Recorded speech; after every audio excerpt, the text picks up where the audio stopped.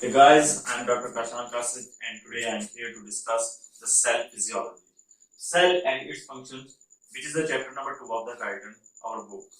So let's begin with the topic that is cell. We all know the basic definition of the cell. Cell is the structural and functional unit of life. Our body is made up of different types of the cells. There are about hundreds of trillion cells in our body. Out of that, 25 trillions are RBCs and the 75 trillions are WBCs and other different types of the cells. So, our body needs oxygen and different nutrients for its performance. Likewise, a cell in the body needs oxygen and nutrients, excrete carbon dioxide and other waste, produces its own energy for different metabolic activities as well as for growth and repair. It is maintaining the medium for its survival and it shows the immediate response to the foreign particles like viruses, bacteria and other toxic substances. So, a cell is reproducing by division except one cell in the body, which is neuron, which never reproduces. So, let's study the structure of the cell, which is studied under the three headings, which are cell membrane, cytoplasm, and nucleus. So, let's begin with the cell membrane, that is protecting membrane. Number 2 is the cytoplasm, which is the fluid-like material inside the cell. And third one is nucleus. We here discuss the first one, that is cell membrane. Cell membrane is actually the protective membrane that is protecting the cell and is maintaining the medium inside the cell.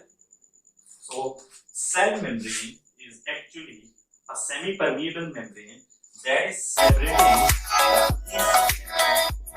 from the outside air.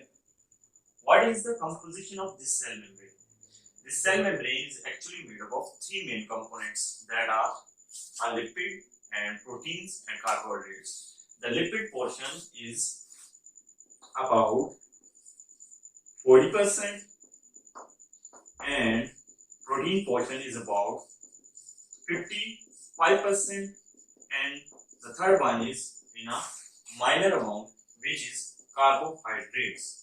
Carbohydrates are only 5%. So, these are making the cell membrane. These are the components of the cell membrane. Cell membrane is a lipid membrane, lipid bilayer. Actually, there are three models proposed by the scientists, but we will study here the fluid mosaic model, which is proposed by the Singer and Nicholson. According to them, cell membrane is a fluid membrane. It is not a solid structure. It is slightly flexible structure. A cell membrane is a lipid bilayer in which the protein molecules are embedded. So, according to the fluid mosaic model, these lipid membranes are fluid-like and the proteins are embedded in a mosaic pattern inside these. These are the proteins. Proteins are of different types. We will discuss it later.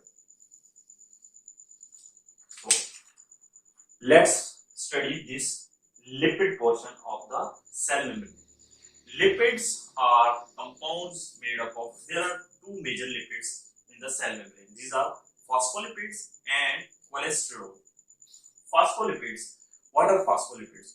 Phospholipids are actually made up of fatty acid and phosphorus, two main components, that is fatty acids plus phosphorus. This is the composition of the lipid.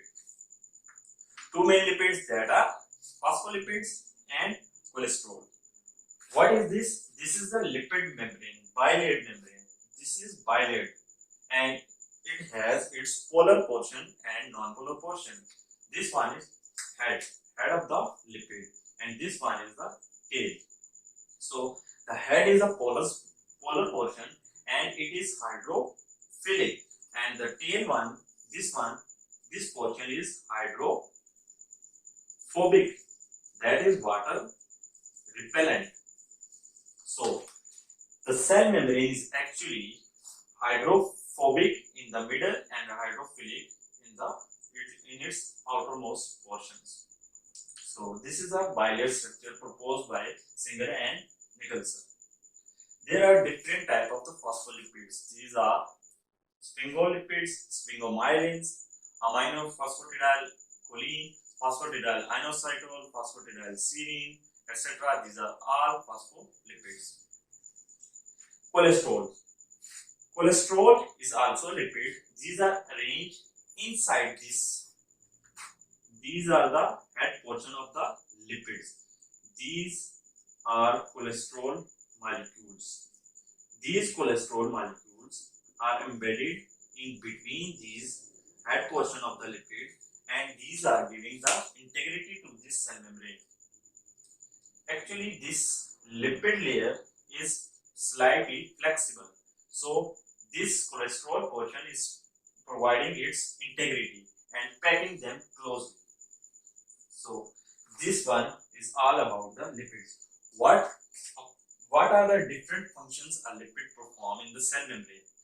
It is performing the major function, that is selective permeability. It is only allowing the sum of the substances to pass through the membrane that are fat soluble. Only the fat soluble substances can pass through this membrane. Otherwise, water soluble substances cannot pass, because this is the hydrophobic area. The water molecules are not allowed to pass through this membrane. So the substances like sugar, urea and electrolytes, which are water soluble, they cannot pass through this membrane. Only the fat soluble substances can pass through this membrane. This was the function of the lipid. Proteins.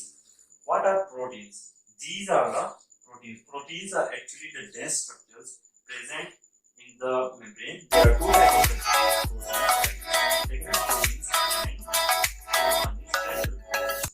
proteins are of two types, that is integral proteins and peripheral proteins. Integral proteins are the proteins which are traversing the membrane throughout, that is from one side to the other side. This one is the integral protein. So there are the example of the integral protein, that is cell adhesion proteins, and some of them are enzymes and others are acting as a receptors. So these are the integral protein.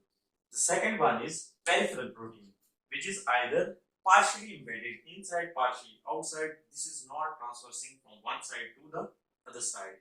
It is partially embedded. These proteins are peripheral proteins. These are peripheral proteins. These are integral proteins. Integral proteins are transversing throughout, while these are partially embedded. They are loosely attached to the lipid membrane. So, example of these partially embedded peripheral proteins are, some are cytoskeleton and some other examples are of enzymes. Some are receptors. So this one is the protein portion. So next one, what different functions a cell protein is performing? These are some of the major functions a cell membrane protein are performing.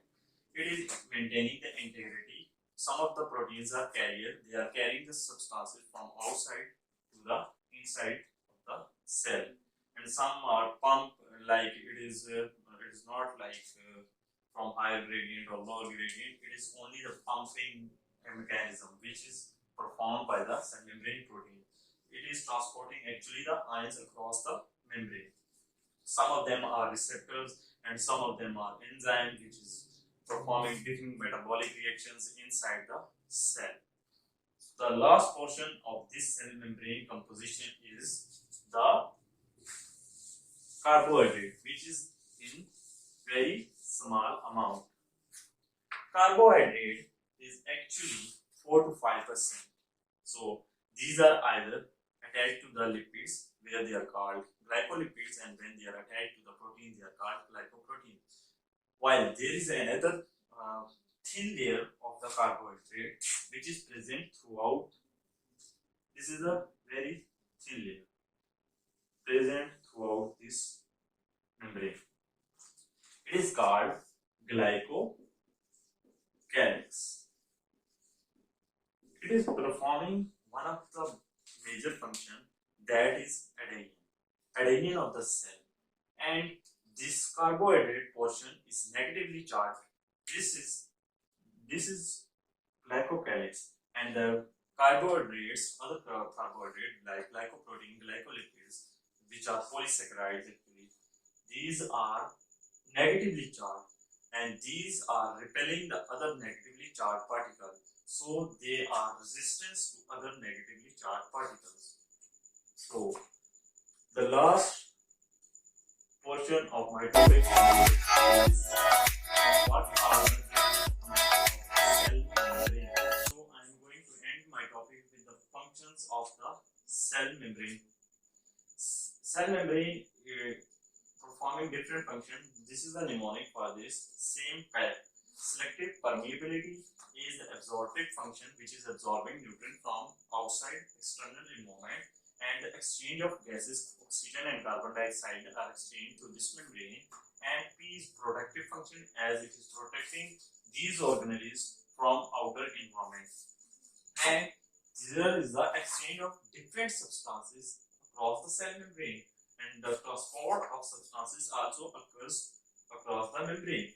These substances are either from the Golgi apparatus or via the endocytosis or exocytosis. These are the processes we will discuss later in the next topics. So this is the end of my lecture. So thank you very much for listening. Hope you like my video.